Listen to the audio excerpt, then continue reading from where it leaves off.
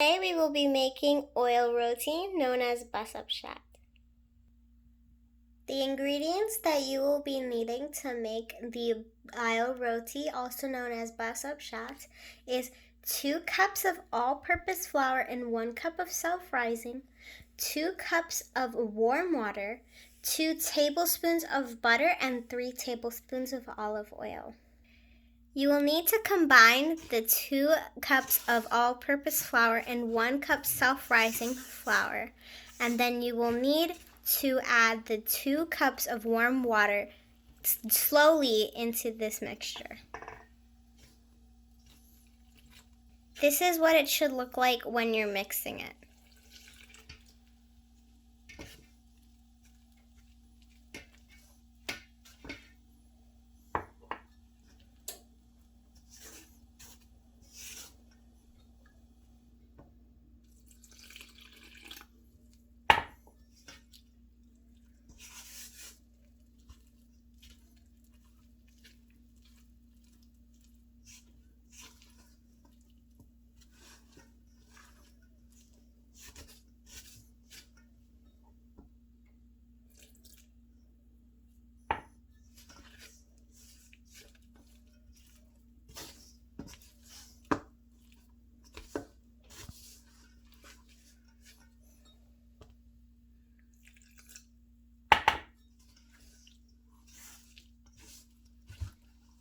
After 1 3/4 cups of water, your dough should look a little something like this. It should be a little pasty, but it should not be sticking to your bowl. Next, you will need to fold together this dough. If you notice that it is sticking, you will need to add more dry flour. This is what it should look like. Just keep on folding the dough.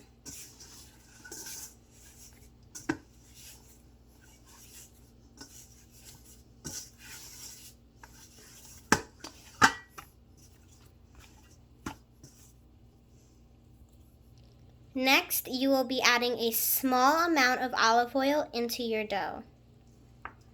Just sprinkle it around and keep folding.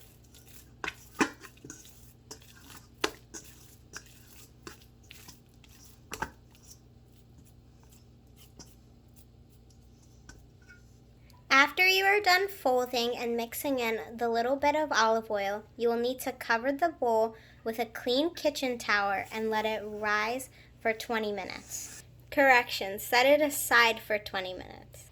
This is what you will need for the next step.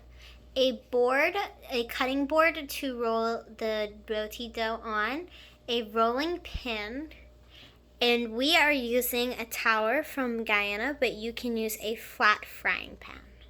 Or you could also use the countertop to roll the dough on.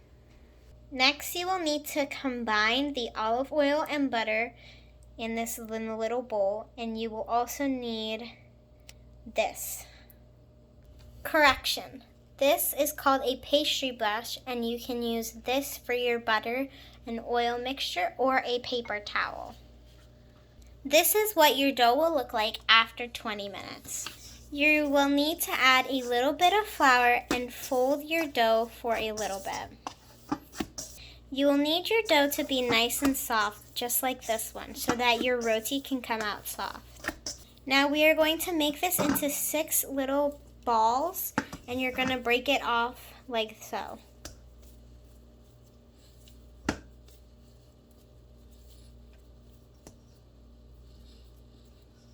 Next, you will need to sprinkle your surface with a little bit of flour, and you should roll out your roti.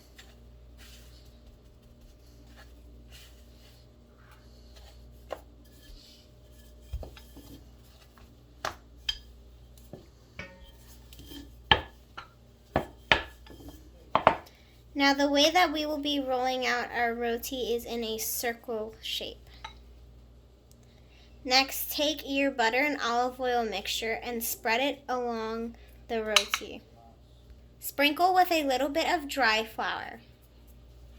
And then you're going to cut your roti like so, but leave a little bit at the top and roll it like this. Once you have a cone shape, you're going to take the little end and try it and push it in the bottom. And you're going to take the top and push in the top. This is the first way on how you can make this roti dough. Here's the second way. Again, a little bit of flour.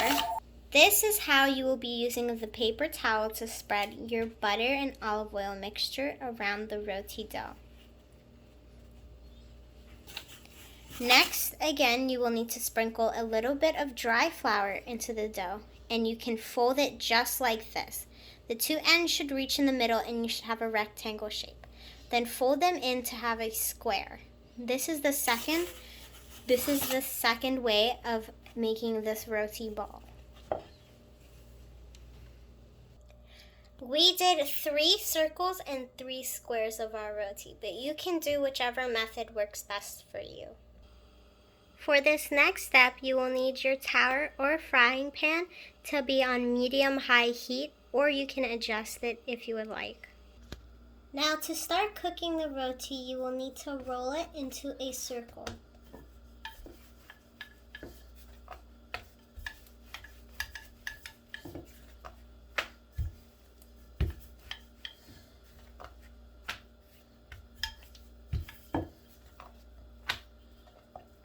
Your roti must not be too thin and not too thick, or else it will not cook properly.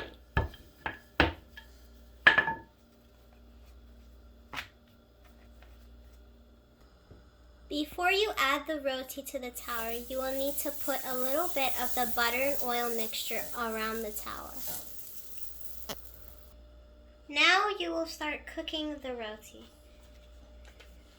Take your roti and place it on the tower.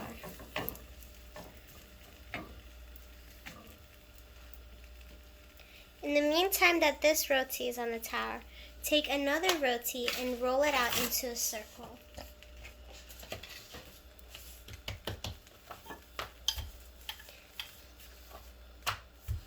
You will need to keep an eye out on cooking this roti.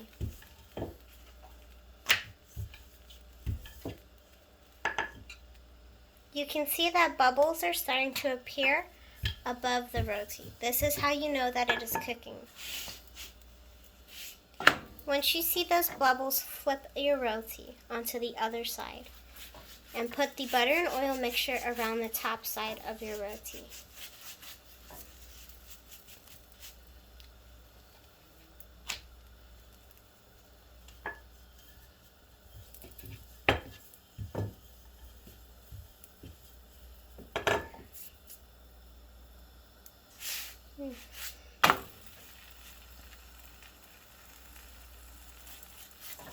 Again, flip your roti and butter the opposite side with the butter and oil mixture. You will start to see bubbles forming on top of your roti.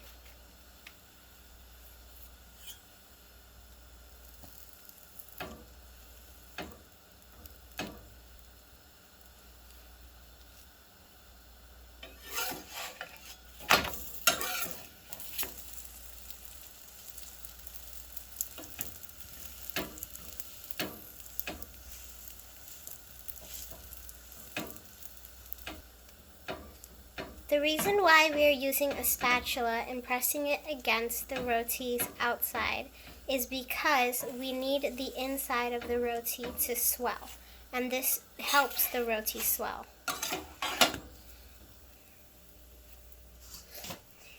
You will also need your rotis to be thin on the outside.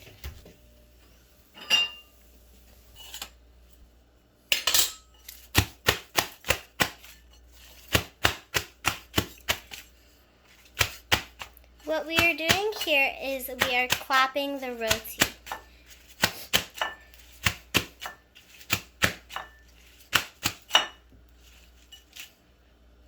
Once your roti is done cooking on the tower, you must flip it off and put it inside of a bowl to clap it.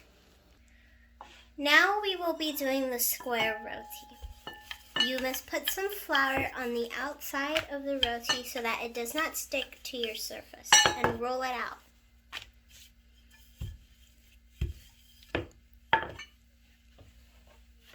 Next, take your roti and put it onto the tower. The square roti is exact the same as the round roti.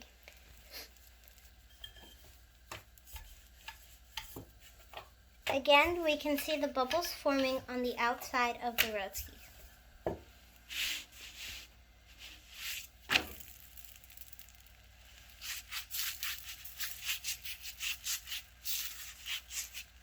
Repeat the same exact steps that we did for the round roti on the square roti.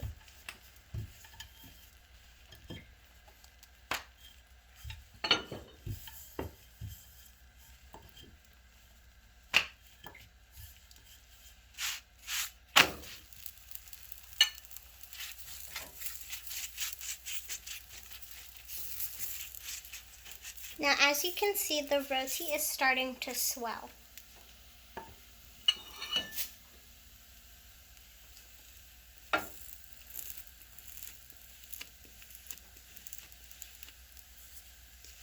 We are using the spatula to help with that.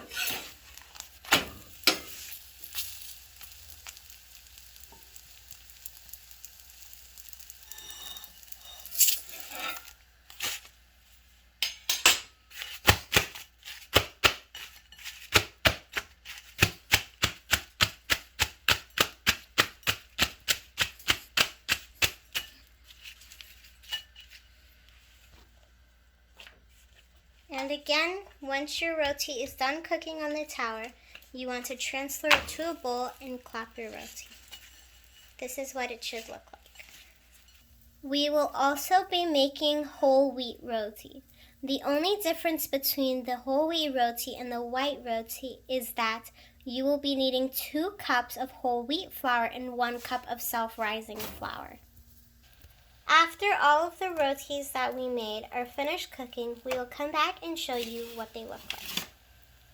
Here is the finished product. We have 6 white rotis and 6 whole wheat rotis. The white roti comes out fluffier than the whole wheat roti. Please note that the white roti always comes out fluffier than the whole wheat roti because of the flour. Thank you for watching this easy tutorial on how to make roti. Please like, subscribe, and turn on post notifications to get an update on our newest video. Bye for now!